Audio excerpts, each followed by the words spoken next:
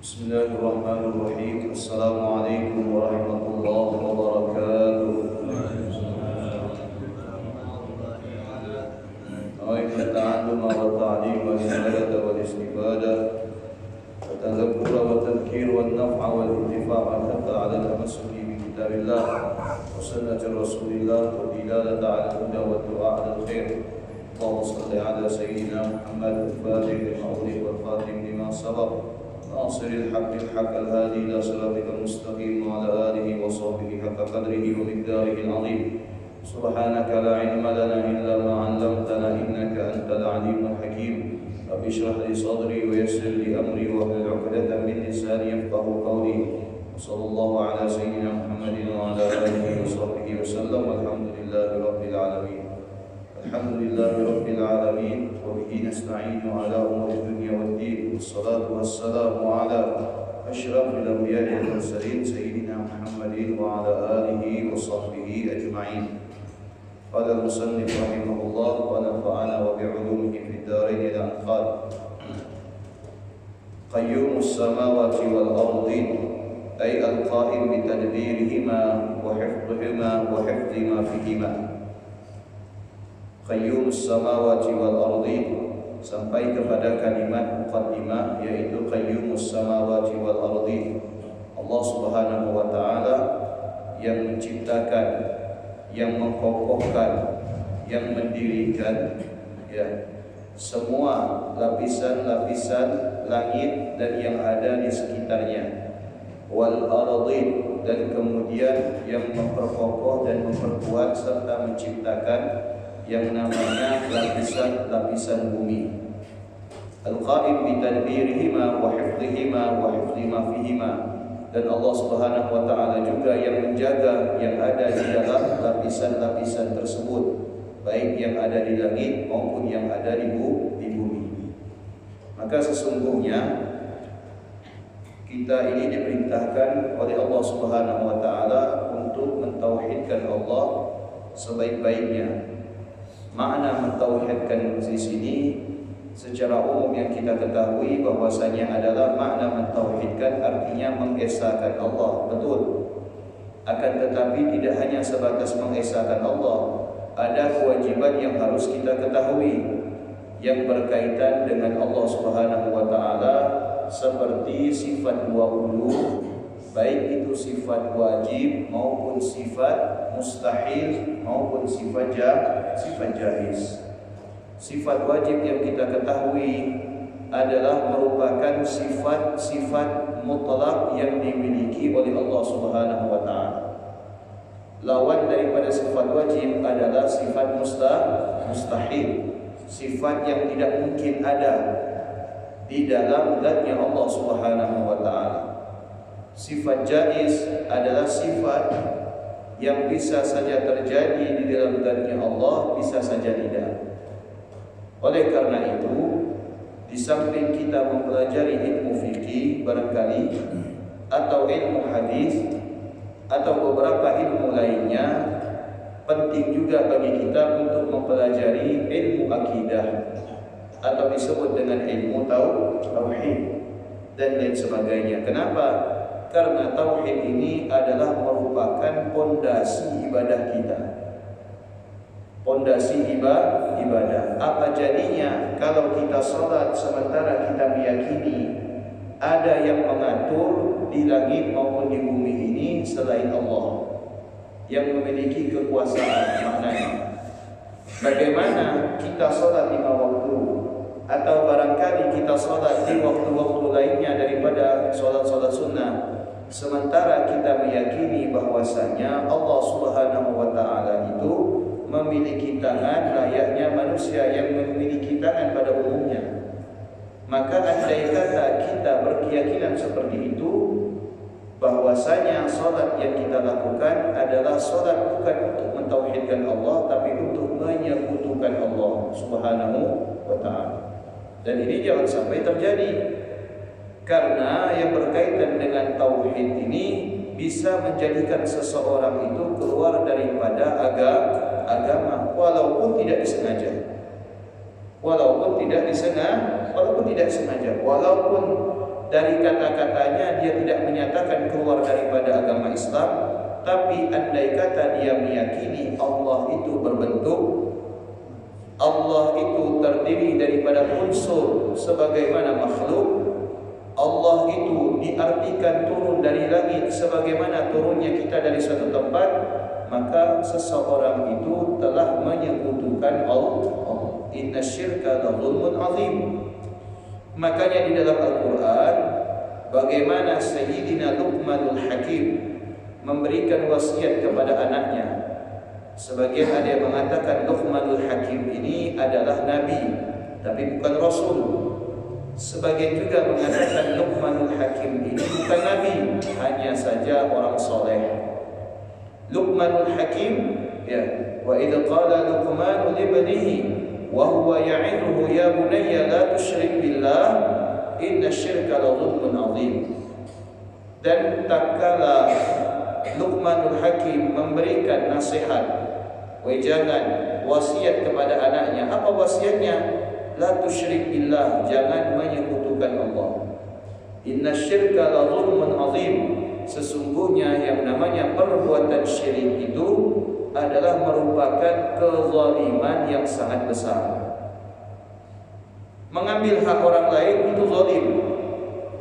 Menempatkan suatu bukan pada tempatnya itu zalim. Dan berbuat syirik adalah kezaliman yang paling besar. Kezaliman yang paling besar. Maka kita harus meyakini bahwasanya Allah Subhanahu wa taala tidak sama dengan yang namanya makhluk. Tidak sama dari segi unsur, tidak sama dari segi sifat, tidak sama dari segi zat. Allah Subhanahu wa taala berbeda daripada makhluk. Qayyumus samawati wal ardi. Qayyum itu artinya adalah yang mendirikan, yang menciptakan, yang menguatkan. Ya. Faidatun, ada sebuah faidah dikatakan dan di dalam kalimat qayyum, man qala ya hayyu ya qayyum adhaballahu anhu kull hammin wa hazanin wa ghammin wa razaqahu min haythu la yahtasib. Wa qala ba'duhum man qala dhalika kullu yawmin 40 marratan 'inda tulu'i asy-syamsi ahya Allahu qalbahu wa nawwara fikrahu wa yassara 'asrahu wa antaqahu bil hikmah wa syaraha bil ma'rifah sadrahu. Ada sebuah faedah tentang kalimat qayyum yang mana para ulama menukil. Sebagian ulama mengatakan barang siapa yang melazimi membaca zikir ya hayyu ya qayyum, ya, maka apa yang dia peroleh, dia akan memperoleh pertama, Allah Subhanahu wa taala akan menghilangkan, menyingkirkan segala perasaan sedih di dalam dirinya. Sumpah, galau, apalagi, pokoknya sifat-sifat yang mengganggu dirinya, yang membuat dia sedih, yang membuat dia sumpah. Ketika dia membaca ya hayyu ya qayyum oleh Allah Subhanahu wa taala, ini perasaan-perasaan semacam ini dihilangkan. Dihilangkan. Wa ghammin, dan begitu juga perasaan galau. Yang sering galau baca ya hayyu ya qayyum. Galau jangan tulis di status, nanti diketawakan orang lagi galau. Ya, biasanya nulis status lagi galau, sensi, senggol dikit, bacok. Jangan, ya, jangan. Kegalauan, permasalahan itu jangan ditumpahkan ke status, karena yang punya Facebook, yang punya WhatsApp tidak bisa berikan jalan keluar. Siapa yang bisa berikan jalan keluar? Allah. Tidak ada gunanya kita curhat di Facebook, paling diketawain orang. Ada yang ngirim smile, ada yang ngirim ketawa, ada yang ngirim marah. Jangan, tidak ada manfaatnya. Jangan curhat di medsos, karena medsos bukan tempat untuk mendapatkan solusi. Curhatlah kepada Allah, mohonlah kepada Allah, mintalah kepada Allah yang maha mendengar setiap curhatan hambanya, yang maha melihat setiap kegelisahan hambanya, yang maha merasakan setiap apa yang dirasakan oleh hambanya. Minta kepada Allah. Bukankah Allah Ta'ala mengatakan di dalam hadis kursinya, kam min talibin fa'utiyalah, di sepertiga malam itu kata Allah, ya, barang siapa yang memohon akan aku beri. Wa kam min ta'ibin fa'atubu alaih, barang siapa yang memohon ampun, taubat, maka aku terima taubatnya. Kam min mustaghfirin fa'aghfiralah, betapa banyak yang memohon ampun daripada dosa-dosa yang dimiliki, maka aku akan mengampuni mereka. Kalau sepertiga malam kita tidak minta, siapa yang akan diampuni oleh Allah, sedangkan kita tidak meminta? Kalau di sepertiga malam tidak memohon, siapa yang mendapatkan karunia daripada Allah, sedangkan kita tidak memohon? Kalau di sepertiga malam kita tidak berharap ampunan daripada Allah, siapa yang mendapatkan ampunan, sedangkan kita semua tidak mau. Maka kalau kita memohonlah kepada Allah Subhanahu wa taala, semoga Allah Subhanahu wa taala mengkaruniakan kepada kita berbagai macam kebaikan di dunia di akhirat. Amin. Wa razaqahu min haitsu la yahtasib, dan Allah akan memberikan dan mengkaruniakan kepada orang yang membaca Ya Hayyu Ya Qayyum sesuatu yang tak dia kira-kira, sesuatu yang tak kira duga-duga, ya, sesuatu yang tidak dikira dan tidak diduga itu diberikan oleh Allah. Sekarang saya tanya, sesuatu yang paling dekat dengan kita itu apa? Kematian. Nah, ketika kita tidur oleh Allah kita diwafatkan sementara, maka apakah kita menduga kita akan bangun lagi? Belum tentu. Ya, belum tentu. Banyak orang yang menduga ketika sebelum tidur dia akan bangun kembali, ternyata tidak bangun dia sudah berada di ruangan yang paling kecil. Bangun tidak bangun dia terasa di ruangan yang paling kecil. Di mana? Di kuburan. Nah, ini adalah harapan yang paling dekat. Kita semuanya berharap oleh Allah dibangunkan kembali. Maka ini adalah merupakan, ketika Allah bangunkan kita dari tidur kita, ini adalah merupakan karunia yang tak kita duga, karunia yang tak kita kira. Wa qala ba'duhum, nah, bacaan Ya Hayyu Ya Qayyum itu dibaca kapan? Ya, utamanya dibaca di waktu kapan pun boleh. Di pagi hari, di siang hari, sore hari, malam hari, tengah malam hari, semuanya bagus. Zikir di waktu apapun itu bagus. Tidak ada yang namanya zikir itu pantang. Tidak ada pantang. Ya, baca zikir kapanpun itu bagus. Ya, tidak ada pantang. Oh, waktu sekian pantang zikir. Kenapa? Karena nanti bisa dapat bala. Tidak ada. Kapanpun berzikir itu bagus. Tapi di antara waktu-waktu yang baik, ada waktu yang paling baik. Di antara waktu-waktu yang baik, semua waktu itu baik. 24 jam waktu itu baik. Tapi ada di antara 24 jam itu waktu-waktu yang terbaik. Kapan waktu yang terbaik? Waktu yang terbaik jelas, yaitu di sepertiga malam sampai subuh hari. Itu waktu yang terbaik. Kenapa kok waktu orang beristirahat dikatakan waktu yang terbaik? Ya, karena di saat manusia semua terlelap di dalam tidurnya, ketika kita bermunajat kepada Allah, maka menunjukkan bahwasanya kita termasuk orang yang ingat di tengah orang-orang yang lalai. Kita termasuk orang yang ingat di tengah orang-orang yang lalai. Tapi ingat, tidak boleh kita menilai kita adalah yang terbaik di antara orang-orang yang lalai adalah orang yang bukan orang-orang baik. Ini salah. Di saat kita bangun di sepertiga malam, kita bersyukur kepada Allah yang mengkaruniakan kepada kita waktu untuk bangun kembali. Di saat kita bisa bermunajat, kita bisa sholat, kita bisa zikir, kita bisa tadarus di sepertiga malam sebelum masuknya waktu subuh, maka jangan sampai kita mengira adalah kita orang yang terbaik. Jangan sampai, jangan tertipu. Syaitan itu mudah untuk menipu kita.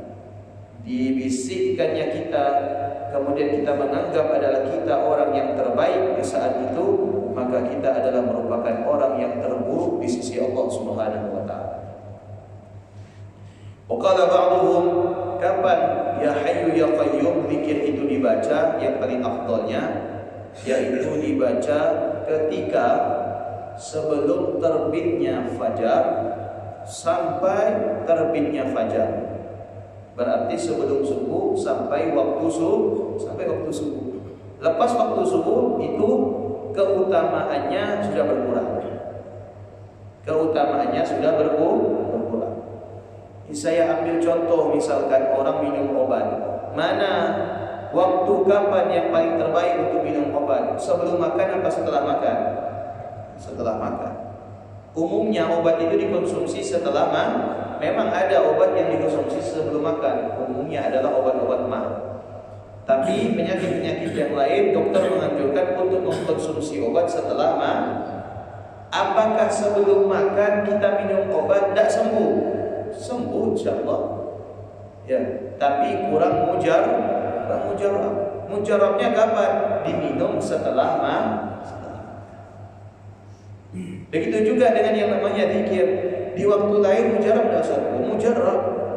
Mujarab di waktu lain, tapi lebih mujarab di waktu sebelum terbitnya fajar, masuk waktunya subuh sampai habisnya waktu subuh.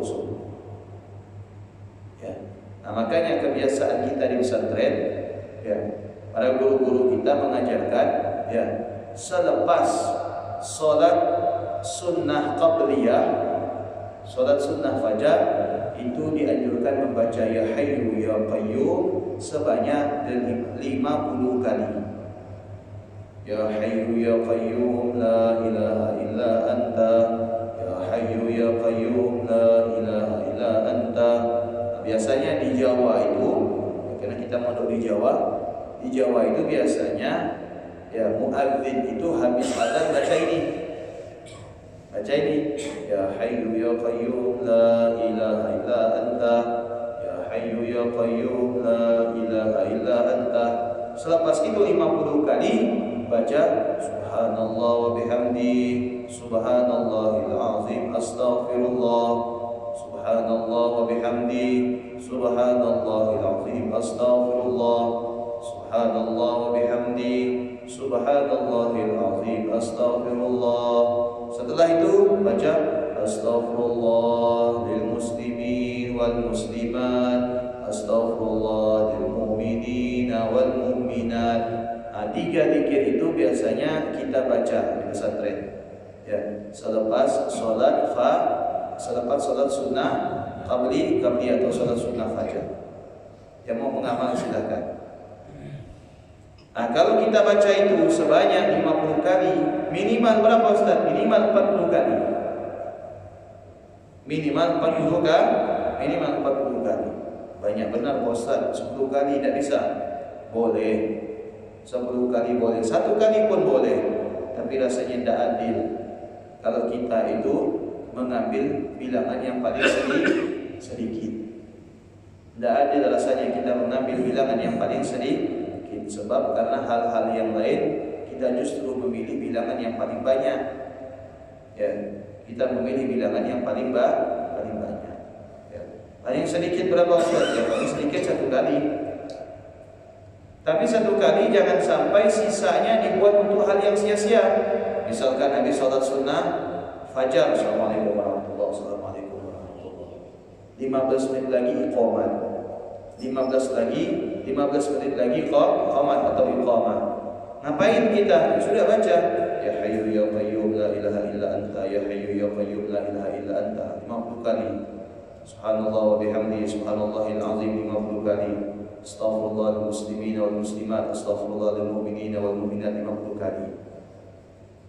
15 menit ya sudah baca 1 kali daripada dada. Baca 1 kali. Ya hayyu ya qayyum la ilaha illa anta 1 kali. Subhanallah bihamdihi subhanallahil azim 1 kali. Astaghfirullahal muslimin wal muslimat 1 kali. Habis itu apa? Main HP. Sampai qomat. Ini namanya enggak adil. Atau misalkan cuma 1 kali enggak main HP, tapi dia bantai tidur. Enggak adil namanya. Tidak adil. Nah, kalau kita baca dengan bilangan-bilangan tersebut, apa yang terjadi? Ahyallahu qalbahu.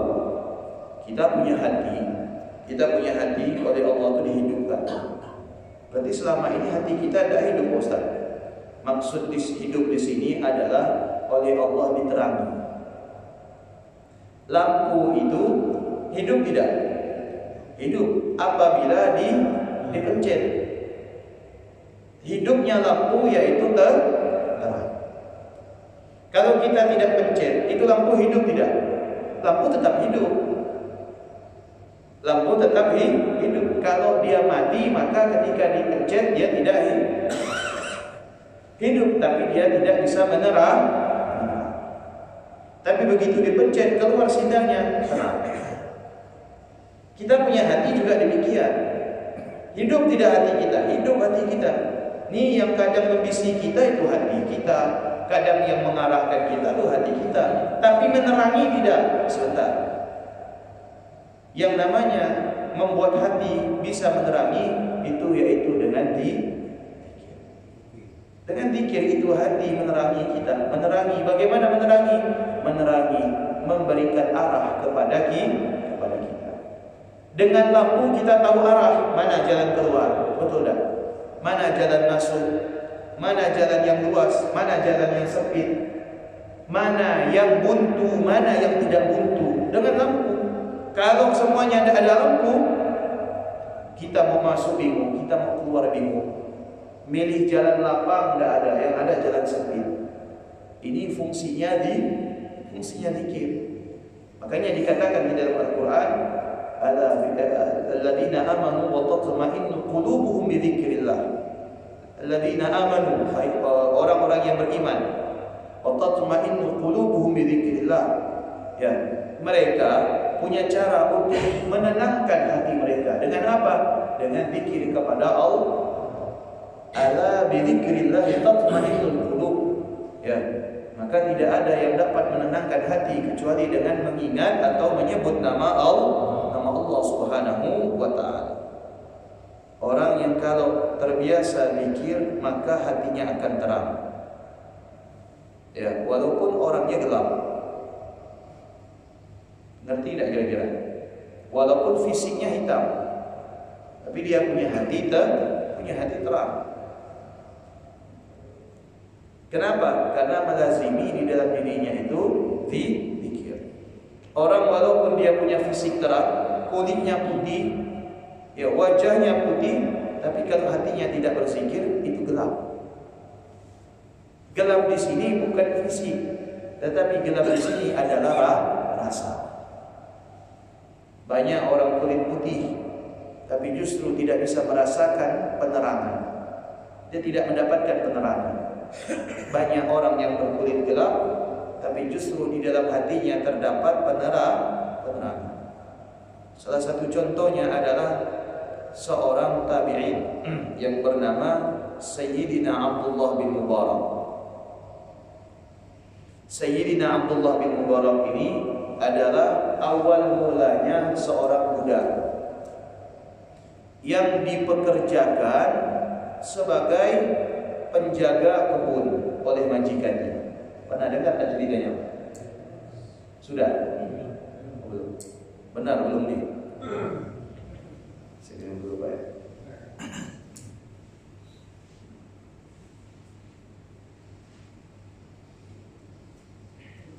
Sayyidina Abdullah bin Mubarak ini seorang budak, dibeli oleh majikan, dipekerjakan untuk menjaga kebun. Akhirnya ketika dibeli, ya, dibilang sama oleh majikannya, "Nah, ini tugas ente jaga kebun ya. Jangan yang lain, jaga kebun saja. Tidak usah yang lain, tidak usah ngurus taman, tidak usah apa. Ngurus kebun saja," kata juragannya. Baik, kata Abdullah bin Mubarak. Sudah, jaga kebun. 24 jam jaga kebun. Dibikinkan pondok-pondok di situ untuk dia tinggal.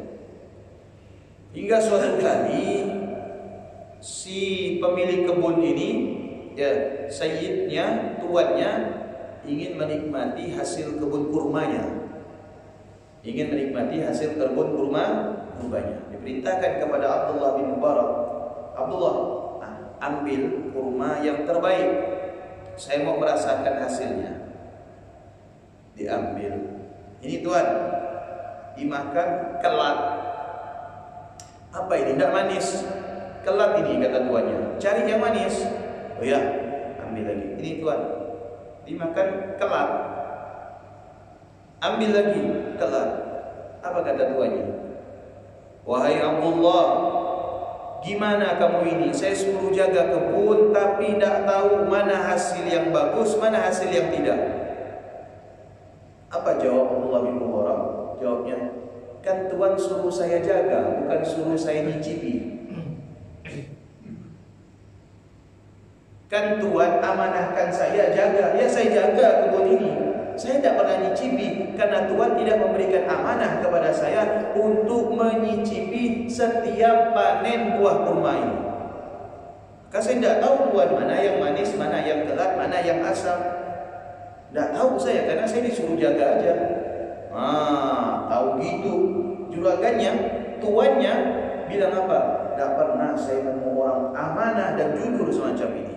Kalau kita disuruh jaga, tahu semua mana yang manis, mana yang A, mana yang B, mana yang super, mana yang KW." Ya. Tapi Abdullah bin Mubarak lihat, ya, seorang budak, fisiknya tahu dah. Kalau kita satu masjid ini jauh lebih bagus kita daripada Abdullah bin Mubarak. Orangnya kecil, maaf, ini fisiknya diceritakan di dalam kitab. Ya. Orangnya kecil, kulitnya itu bukan hitam lagi. Bahasa kita apa? Biru. Bibirnya membleh. Itu Abdullah bin Mubarak. Ya. Tapi dia punya hatinya takut kepada Allah. Hatinya terang, walaupun fisiknya hitam. Ya. Walaupun fisiknya hitam, tapi hatinya terang. Akhirnya kata tuannya apa? Tuannya langsung jatuh hati. Ini bagus dijadikan menantu. Akhirnya apa? Tuannya bilang kepada Abdullah bin Mubarak, "Ente sudah nikah?" "Belum." "Sudah. Mulai saat ini ente ana bebaskan dengan satu syarat." "Apa wahai Tuan?" "Ente nikah sama anak-anak." Siapa yang tidak mau? Ya, udah dibebaskan, dimerdekakan, nikah lagi sama anak bos, anak juragan. Ini kalau kata orang karyawan dapat apa nih? Durian runtuh, dapat hoki. Dapat hoki. Akhirnya apa? Kata Abdullah bin Mubarak, "Wahai Tuan, saya tidak punya apa-apa. Tidak punya uang asam, tidak punya antara, tidak punya harta. Apa yang mau saya berikan kepada anak Tuan? Sedangkan Tuan ini juragan kurma." Bahasa kita sini juragan keraton kali ya. Ya. Sudah kata tuannya, "Ente gak usah pikirkan, ente nikah. Ya, ente nikah saja. Tapi yang perlu menjadi catatan, harus ente tahu." "Apa wahai Tuan?" "Anak saya ini maaf kata dia, anak saya ini cacat." Udah kata dia. "Cacat apanya Tuan?" "Matanya buta." "Macam mana nanti matanya buta ini? Begagap pula," kata dia. Ya kan? "Terus Tuan, dia punya telinga tuli. Terus mulutnya bisu." Allahu Akbar katanya. Lengkap pula cacat ini. Ya. Sudah tuan, belum ada lagi apa? Kakinya buntu. Oh sudah katanya. Terlanjur nerima, ya kan? Sudah. Akhirnya Abdullah bin Mubarak, ya udah tidak apa-apa.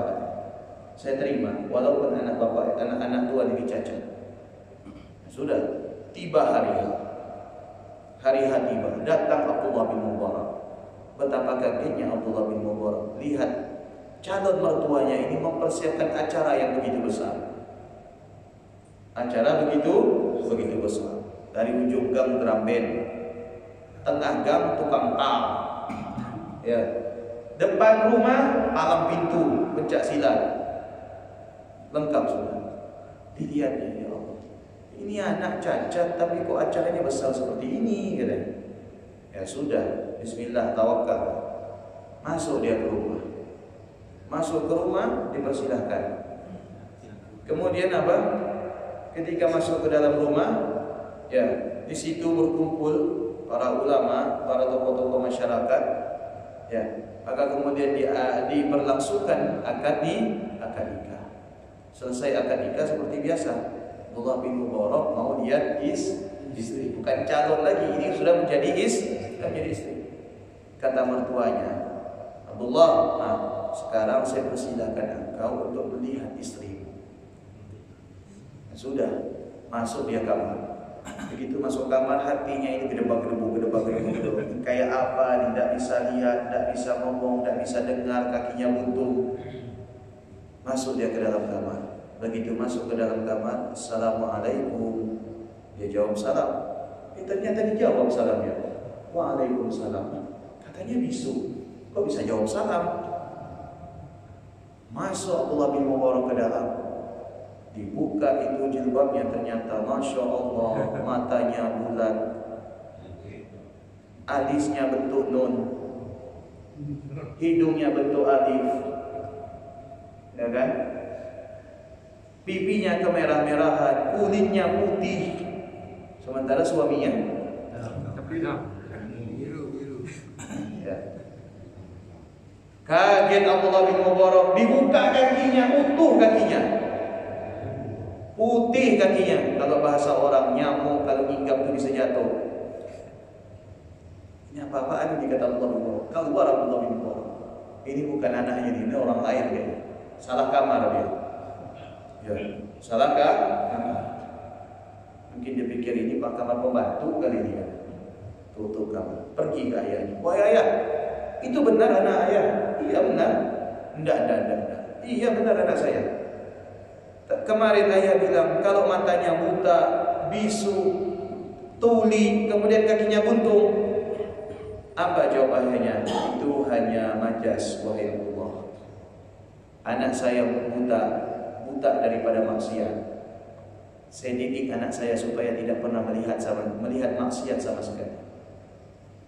Saya bilang bisu, saya didik anak saya untuk tidak mengeluarkan kalimat-kalimat yang tidak baik. Saya bilang tuli, saya didik anak saya untuk tidak mendengarkan hal-hal yang tidak penting baginya. Saya bilang buntung karena selama hidup bersama saya, anak saya tidak pernah menggunakan kakinya untuk menginjak tempat maksiat. Akhirnya Abdullah bin Mubarak beruntung. Dan pada saat itu kemudian ayahnya bilang apa? Wahai Abdullah, kebun yang kemarin engkau jaga itu saya berikan gratis kepada engkau, maka rawatlah betul-betul dan manfaatkan hasilnya. Apa jadinya? Abdullah bin Mubarak menjadi orang yang terkaya di zamannya. Saking kayanya Abdullah bin Mubarak itu dermawan. Saking dermawannya Abdullah bin Mubarak mampu menafkahi semua ulama yang hidup sezaman dengannya di kampung tersebut. Ditanggung. Ada berapa ulama di kampung itu misalkan? Di kota Pontianak ada berapa ulama? Ada 100, semua ditanggung bulanannya oleh Abdullah bin Mubarak. Itu saking kaya. Padahal beliau sendiri adalah seorang ulama. Makanya kita sering mendengar cerita Abdullah bin Mubarak, perkataan Abdullah bin Mubarak, nasihat Abdullah bin Mubarak, pepatah daripada Abdullah bin Mubarak, kata-kata bijak daripada Abdullah bin Mubarak radhiyallahu anhu ajma'in.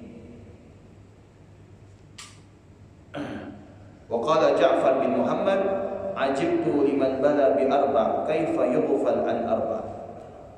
Al-Imam Ja'far bin Muhammad menasihatkan kepada kita, sungguh saya heran kepada orang yang diuji dengan 4 ujian, sedangkan dia lalai dari yang 4. Dia diuji dengan 4 ujian, sedangkan dia lalai daripada yang 4. Man bala bil ghammi, kaifa la yaqulu la ilaha illa anta subhanaka inni kuntu minadh dhalimin. Barang siapa yang diuji dengan kegalauan, bagaimana dia bisa galau sedangkan ada bacaan atau zikir yang membuat dia keluar daripada kegalauan, yaitu la ilaha illa anta subhanaka inni kuntu minadh. Ini zikirnya Nabi siapa? Nabi yang ditelan oleh ikan, Nabi Allah Yunus. Nabi Allah Yunus itu galau dalam perut ikan itu galau. Andai kata kita dikurung di suatu tempat, dikunci selama beberapa hari, galau dah kita. Galau kita. Kita di rumah ada fasilitas saja kadang kita galau, betul tak? Galau kita. Di rumah lengkap, ada televisi, ada internet, ya, segala macam, ada makanan, ada minuman, ada kasur, ada sofa. Kita masih galau. Seharian di rumah ada galaunya. Bagaimana juga dengan Nabi Allah Yunus merasakan kegalauan secara manusiawi dalam perut ikan. Tidak ada TV, tidak ada makanan, ya, mau keluar tidak bisa, sama ikan dibawa berjalan terus mengelilingi laut. Oleh Allah diwahyukan, la ilaha illa anta subhanaka inni kuntu minadh. Sebab kegalauan ini apa? Bukan Allah berikan kegalauan untuk kita tanpa sebab, ada sebabnya. Karena kita lalai. Karena kita lalai ini yang membuat kita galau. Lalainya kita kepada Allah membuat kita galau. Lalainya kita kepada Allah membuat kita itu sumpah. Akhirnya kelalaian kita ini yang membuat kita itu galau. Oleh Allah disuruh baca zikir, la ilaha illa anta, tidak Tuhan kecuali Engkau wahai Allah, subhanaka, maha suci Engkau, inni kuntu minadh dhalimin, sesungguhnya aku termasuk daripada orang-orang yang telah berbuat zalim. Lalai itu dianggap zalim oleh Allah. Kita lalai dianggap zalim. Zalim itu bukan saja kita mukul orang, ngata-ngatain orang, ngambil hak orang. Tidak. Ada juga zalim terhadap diri sendiri. Zalim terhadap diri sendiri adalah ketika Allah berikan kesehatan, justru tidak kita gunakan untuk ibadah. Zalim terhadap diri sendiri, di saat kita lapar, justru kita lupa kepada Allah. Zalim terhadap diri sendiri, di saat kita sempit, justru kita tidak memohon kepada Allah. Itu kita sudah zalim. Itu kita sudah zalim. Wallah Ta'ala yaqul fastajabna lahu wa najjayna lahu minal ghammi wa kadzalika nunjil mu'minin.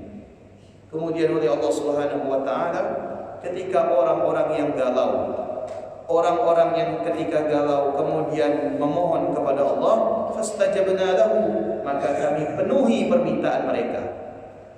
Terkadang kita galau dari hal-hal yang membuat kita itu sumpah, tertekan, terpojok. Apa yang kita harapkan dari kegalauan itu? Jalan keluar. Ya Allah, kenapa begini ya Allah? Apa yang kita harapkan? Solusi, jalan keluar. Maka ketika kita membaca la ilaha illa anta subhanaka inni kuntu minadh dhalimin, atau zikir dan wirid-wirid yang lain, fastajabna lahu, maka kami penuhi, kata Allah, harapan mereka. Wa najjaynahu, dan kami selamatkan mereka, minal ghammi, dari kegalauan, wa kadzalika nunjil mu'minin, begitulah kami itu memberikan solusi kepada orang-orang yang beriman. Wa man khafa syai'an, barang siapa yang khawatir terhadap sesuatu, kaifa la yaqul hasbunallah wa ni'mal wakil, bagaimana dia itu tidak membaca zikir hasbunallah wa ni'mal khawatir. Ini obat untuk kekhawatiran. Karena Nabi ketika akan mengalami perang Uhud, melaksanakan perang Uhud, itu Nabi diberikan kekhawatiran oleh orang-orang munafik. Orang munafik datang kepada Nabi, bilang apa? Sudah ya Rasul, tidak usah perang. Pasukan banyak, pasti kita kalah. Secara angka saja kita kalah, apalagi secara alat.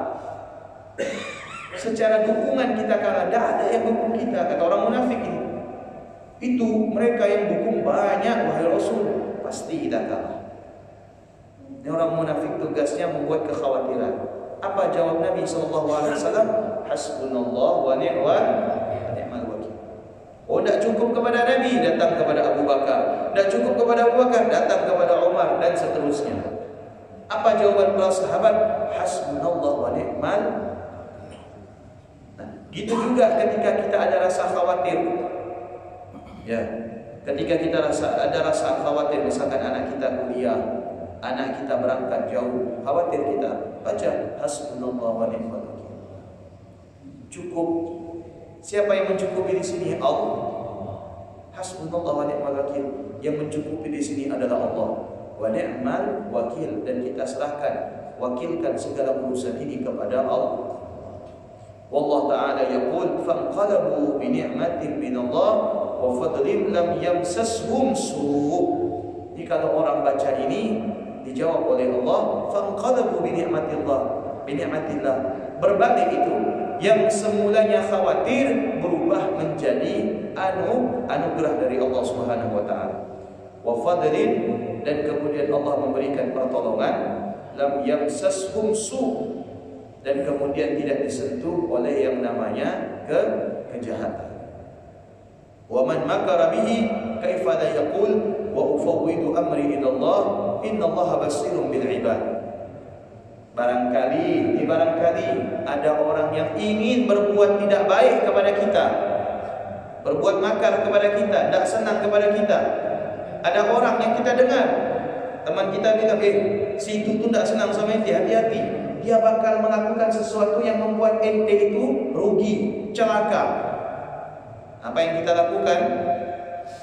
Apa kita mau nelpon preman? Tidak. Apa kita mau mengubah bodyguard? Tidak. Tapi kita dianjurkan untuk apa? Wa ufawwidu amri ilallah, dan saya serahkan urusan saya kepada Allah. Innallaha basirun bil ibad. Sesungguhnya Allah Subhanahu wa taala Maha melihat. Basir, ya, itu artinya maha melihat terhadap perkara-perkara yang kita tidak tampak. Itu makna basirun. Makna basirun salah satu daripada sifat Allah, ya basir, ya basir, ya basir, itu artinya yang maha melihat terhadap hal-hal yang tidak tampak. Keinginan manusia itu tampak tidak? Tidak nampak. Tidak ada yang tahu keinginan masing-masing bapak-bapak ini, tidak ada yang tahu. Saya tidak mengetahui keinginan bapak-bapak, dan bapak-bapak juga tidak mengetahui keinginan saya. Karena yang namanya keinginan ini tersimpan di dalam hati. Siapa yang maha mengetahui? Allah. Makanya salah satu daripada sifat Allah namanya basirun, yang maha mengetahui terhadap apa-apa yang tidak kita ketahui. Waqala wallahu ta'ala yaqul fawaqahu Allahu sayyi'ati ma makaru. Jadi kalau orang baca wa ufawwidu amri ila Allah innallaha basirun bil ibad, maka oleh Allah kemudian dijawab fawaqahu Allah, maka Allah menjaga mereka. Maka Allah menjaga mereka sayyi'ati ma makaru, terhadap hal-hal yang tidak diinginkan, terhadap hal-hal yang tidak diinginkan, terhadap hal-hal yang jelek yang ingin dilakukan oleh orang-orang yang tidak sah. Wa man raghiba fi syai' kaifa la yaqul masyaallah la quwwata illa billah. Barang siapa yang merasa barang siapa yang merasakan akibat sesuatu itu dia merasa tertekan, dia merasa khawatir, dia merasa susah, maka kemudian dia membaca masyaallah la quwwata illa billah. Ya, Masya Allah la quwwata illa billah. atas apa yang Allah kehendaki, maka tidak ada upaya dan kekuatan melainkan kekuatan Allah Subhanahu wa taala. Allah taala yaqul fa'asa rabbi an yu'tiyani khairan min jannati. Semoga Allah Subhanahu wa taala memberikan kepadaku kebaikan-kebaikan daripada yang ada di dalam surga. Ini Masya Allah la quwata illa billah. Biasanya para guru kita sering disebut ketika ada orang memuji kita. Masya Allah, mobilnya bagus. Masya Allah, la quwata illa billah. Tidak ada upaya, tidak ada daya kita sehingga kita bisa memiliki ini semua, kecuali semua ini sudah ditentukan oleh Allah. Nah, kita jawab supaya apa? Supaya kenikmatan ini tidak membuat kita itu susah atau membuat malah petaka. Kadang ada orang beli mobil baru dipakai nabrak.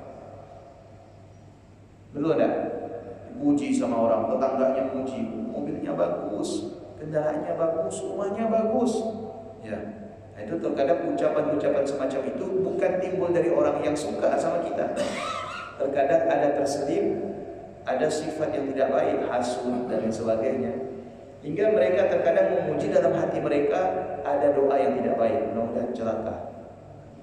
Nah, tugas kita berdoa kepada Allah. Masya Allah la quwata illa billah. Itu kalau dijawab, Pak, ya para habaib itu depan rumahnya itu ditulis Masya Allah la quwata illa billah. Ya, di Jawa itu, Jawa Timur, kalau kita pergi di daerah Surabaya, ya, itu rumah-rumah habaib di sekitar Sunan Ampel itu tulisannya Masya Allah la quwata illa billah. Itu kita tanya, kenapa itu ditulis di depan rumah? Kaligrafi itu disimpan di depan rumah. Oh, supaya orang ketika ta'ajub itu tidak memberikan efek yang tidak baik kepada kita, tidak menimbulkan efek yang tidak baik. Karena terkadang ujian dan sebagainya itu menimbulkan efek yang tidak baik. Begitu juga dengan yang apa yang kita miliki selain daripada rumah. Anak kita lucu, pintar, ya, dipuji oleh orang, baca Masya Allah la quwata illa billah. Saya punya teman, anaknya lucu, Pak, lucu luar biasa. Diupdate di medsos, itu pujian Masya Allah. Tapi sekarang anaknya sakit-sakitan, sekian, kepalanya botak. Ya, akhirnya dinasehati. Jadi setiap upload atau expose sesuatu kenikmatan yang kita miliki, jangan lupa di bawahnya tulis Masya Allah la quwata illa billah, atau minimal baca salawat. Makanya biasanya orang puji sambil baca salawat. Ini mudah-mudahan bermanfaat dan diamalkan, ya. Mudah-mudahan Allah Subhanahu wa taala mengkaruniakan kita kenikmatan yang tidak ada mudarat di dalamnya. Dan semoga Allah menjaga kita dari berbagai macam upaya orang-orang yang tidak senang kepada kita. Dan semoga Allah menjadikan kita orang-orang yang senantiasa ingat kepada Allah Subhanahu wa taala. Amin ya rabbal alamin. Ada yang mau ditanyakan?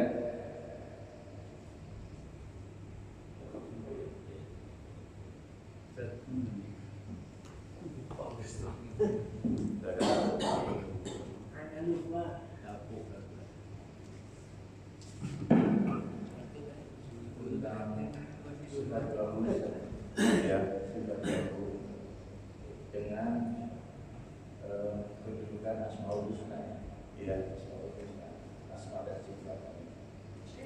Ini memposisikan diri, oke. Dan apakah baru sifat wajib Allah yang lain tidak wajib? Iya. Bismillahirrahmanirrahim.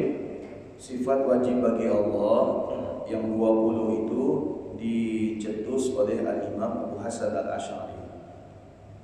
Imam Abu Hasan Al-Asy'ari inilah yang menciptakan atau mencetus akidah Asy'ariyah. Ya, Asy'ariyah. Nah, kenapa dikatakan Asy'ariyah? Karena para ulama untuk dalam bab akidah, ya, dalam bab akidah khususnya itu condong dan berkiblat kepada Al-Imam Abu Hasan Al-Asy'ari. Tidak ada pertimbangan, ada. Jelas ada pertimbangan. Dengan melalui begitu banyak pertimbangan, hingga Al-Imam Abu Hasan Al-Asy'ari digelar sebagai tokoh pelopor daripada akidah yang lurus, karena akidahnya itu bisa diterima oleh kalangan mayoritas para ulama Ahlus Sunnah wal Jamaah. Salah satu yang merekomendasikan adalah Imam Ghazali. Imam Ghazali merekomendasikan kalau bab akidah berkiblat kepada Imam Abu Hasan Al-Asy'ari. Kalau fikih berkiblat kepada Imam Syafi'i. Itu masing-masing itu kita punya kiblatnya. Misalkan kalau Indomie merek yang paling favorit apa? Banyak. Macam masing-masing kita punya pilihan. Kendaraan, kita punya pilihan kiblatnya apa? Begitu juga dengan yang namanya ilmu tafsir, kita punya kiblatnya. Siapa? Imam Suyuti. Di antara imam-imam yang lain. Berarti imam lain tidak bagus, semuanya bagus. Tapi kita konsekuen dari sekian banyak harus memilih satu. Fikih kita pilih Syafi'i. Apa alasannya? Karena mayoritas di sini fikihnya Syafi'i. Tidak boleh kita Maliki, boleh. Tapi nanti kalau ada masalah bertanya kepada siapa? Karena di sini tidak ada yang ahli dalam madhab Maliki. Kalau Syafi'i banyak ustaz-ustaz yang ada ini fikihnya Syafi'i. Begitu juga bab akidah. Bab akidah kita pilih Al-Imam Abu Hasan Al-Asy'ari sesuai dengan rekomendasi para ulama. Al-Imam Abu Hasan Al-Asy'ari inilah yang menciptakan sifat 20. Sifat 20 ini adalah sifat yang dimiliki, standar sifat yang dimiliki oleh Tuhan. Jadi Al-Imam Abu Hasan Al-Asy'ari menciptakan sifat 20. Andai kata ada Tuhan yang mengaku sebagai Tuhan tidak memiliki 20 sifat ini, maka tidak memenuhi standar sebagai Tuhan. Tidak memenuhi standar sebagai Tuhan. Contoh, misalkan mereka yang mengakui sesuatu itu sebagai Tuhannya melengkapi tidak sifat 20 ini, tidak. Maka tidak sebagai itu, tidak dianggap sebagai Tuhan.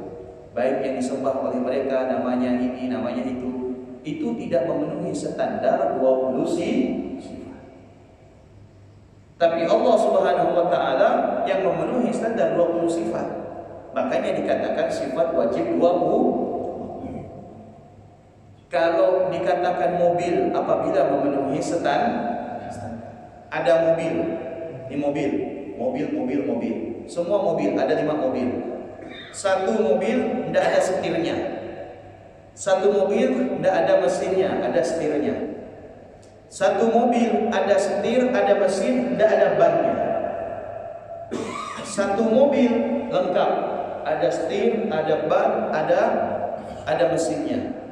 Dan satu mobil cuma ada kerangka, tidak ada setir, tidak ada ban, tidak ada mesin. Kira-kira mana yang layak disebut mobil? Yang lengkap, ada setirnya, ada mesinnya, ada roda. Itu layak disebut mobil.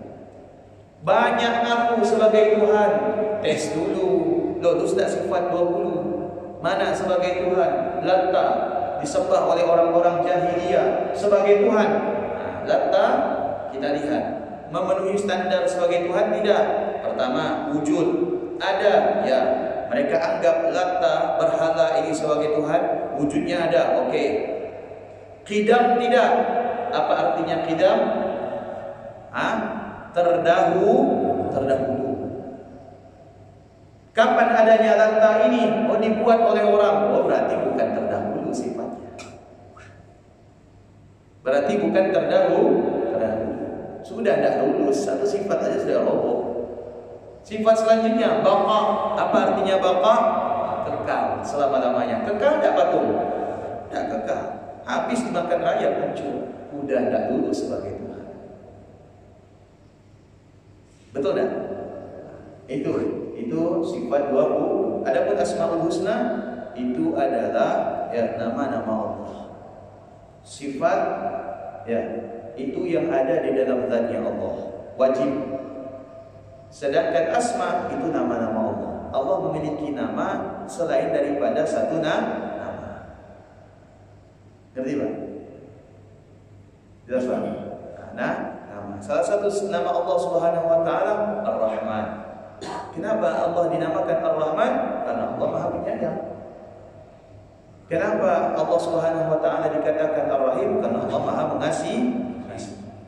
Kenapa nama Allah Subhanahu wa taala Ar-Razzaq? Karena Allah yang Maha memberikan rizki.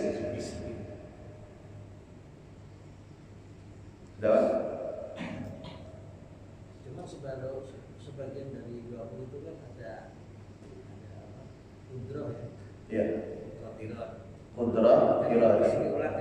Iya. Iradah, mulidan kan. Iya. Itu diulangnya tuh perbedaan namanya. Ada beda Pak. Begini. Qudrah iradah atau qudrah qadirun. Oke. Qudrah itu berkehendak. Qudrah itu berkehendak. Qadirun itu yang Maha menghendaki. Ya, qudrah itu artinya berkehendak. Berarti berkehendak ini misalkan ya, melakukan ya. Qadirun yang Maha menghendaki. Terjadinya sesuatu ini atas kudrahnya Allah, kehendak Allah. Maka Allah itu disebut dengan qadir. Qudrah itu adalah masdar. Qadirun itu adalah isim fa'il. Itu yang beda. Seperti contoh basirun, yaitu Maha mengetahui perkara-perkara yang gaib atau yang tidak tampak.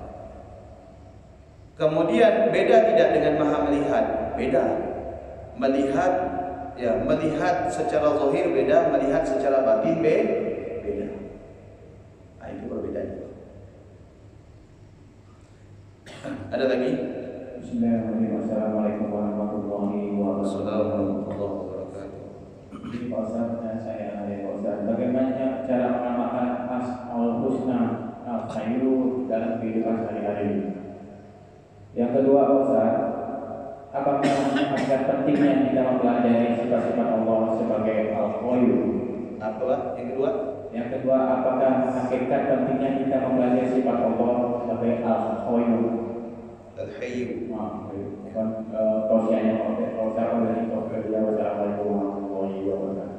Assalamualaikum warahmatullahi wabarakatuh. Pertanyaan yang pertama, Bapak, mengamalkan salah satu daripada Asmaul Husna yang bernama Al-Hayyu dalam kehidupan sehari-hari yang sebagaimana saya jelaskan tadi. Ya, pertama, ya Hayyu, bukan Al-Hayyu, tapi ya Hayyu. Ya di situ artinya memanggil. Kalau Al-Hayyu itu hanya menyebutkan sifat.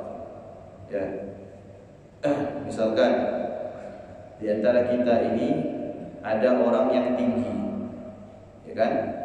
Nah, kita tidak tahu namanya, langsung kita panggil tinggi, tidak bakal noleh dia. Tapi kita panggil wahai yang tinggi, noleh orang. Betul tak?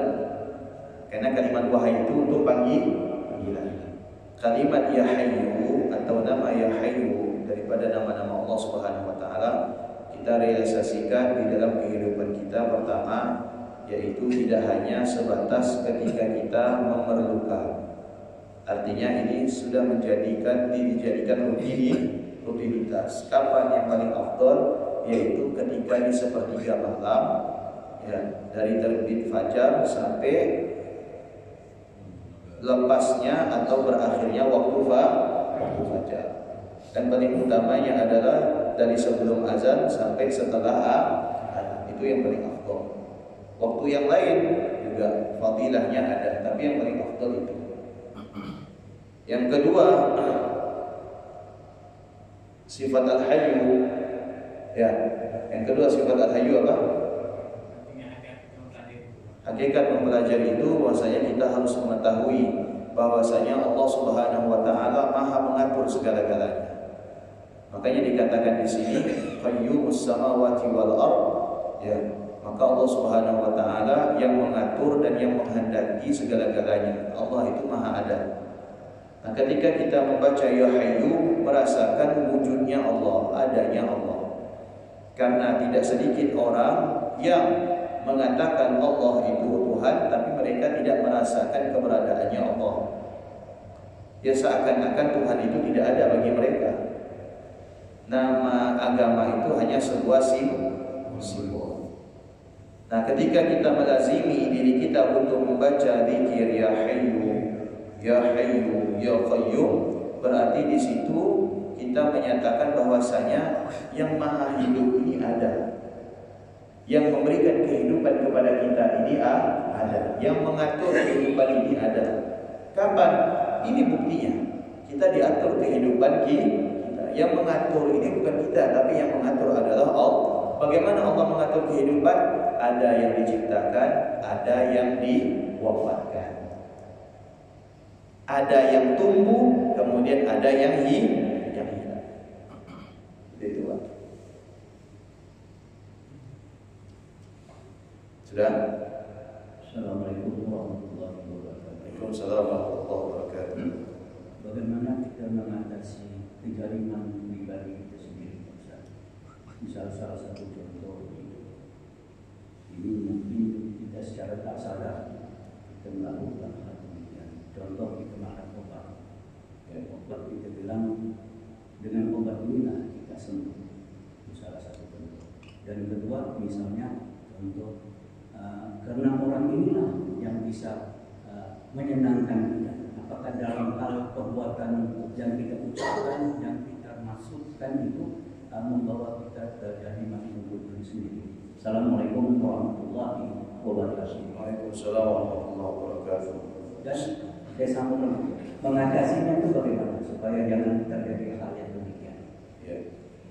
Ya, seringkali terkadang ada hal-hal yang memberikan keuntungan kepada kita lupa sebab keuntungan itu kita dapat. Contoh, ketika obat dapat menyembuhkan kita menilai bahwasanya satu-satunya yang dapat menyembuhkan kita adalah obat. Padahal yang memberikan kesembuhan itu adalah Allah. Nabi Allah Musa itu pernah bermunajah kepada Allah. Ya Allah, kata Nabi Allah Musa, andai kata Engkau Maha menyembuhkan, ini bukan keraguan Nabi Allah Musa, tapi ini maksudnya mewakili perasaan hamba-hambanya yang lain, umatnya. Andai kata Engkau Maha menyembuhkan, kenapa Engkau ciptakan dokter? Betul tak? Kan Engkau Maha menyembuhkan. Ya Syafi. Itu kan artinya yang Maha menyembuhkan. Makanya kalau kita sakit dianjurkan membaca Ya Syafi, Ya Wafi, Ya Mu'afi, Ya Mudawi. Kalau memang Engkau Maha menyembuhkan, kenapa Engkau ciptakan yang namanya dokter, tabib dan sebagainya? Dijawab oleh Allah. Ya, Aku ciptakan dokter. Ya, salah satu hikmahnya adalah agar para dokter itu mengetahui bahwasanya tidak ada yang menyembuhkan melainkan Allah Subhanahu wa taala, dan agar pasien orang yang sakit itu mengetahui bahwasanya tidak ada yang menyembuhkan kecuali Allah. Artinya keberadaan dokter di sini adalah perantara. Kalau misalkan Allah menjadikan kita sehat, bisa. Allah menjadikan kita kenyang, itu bisa. Tapi hal itu tidak akan membuat kita sadar bahwasanya yang memberikan kita sehat dan kenyang itu adalah Allah. Itu justru tidak akan membuat kita sadar. Tapi justru dengan ada wasilah itu membuat kita sadar. Siapa yang menyembuhkan? Memang dokter. Tapi di balik dokter adanya kemampuan untuk menyembuhkan manusia ini siapa? Allah. Betul tidak? Allah. Disitulah Allah membukakan cara kesadaran bagi kita melalui yang namanya wasilah. Tidak mungkin kan Allah turunkan beras dari langit? Betul tak? Satu rumah satu karung diturunkan oleh Allah, bisa rusak rumah kita. Tapi beras itu dikirim dari mana? Dari bumi. Dari bumi. Apakah beras itu langsung kita petik? Nah, kita semua ini bukan petani, tapi Allah ciptakan yang namanya petani. supaya semua ini bisa mendapatkan manfaat dan merasakan bagaimana luasnya kekuasaan Allah Subhanahu wa taala. Sudah? Wallahu a'lam bissawab. Bismillahirrahmanirrahim. Subhanakallahumma wa bihamdika asyhadu an la ilaha illa anta astaghfiruka wa atubu ilaik. Assalamualaikum warahmatullahi wabarakatuh.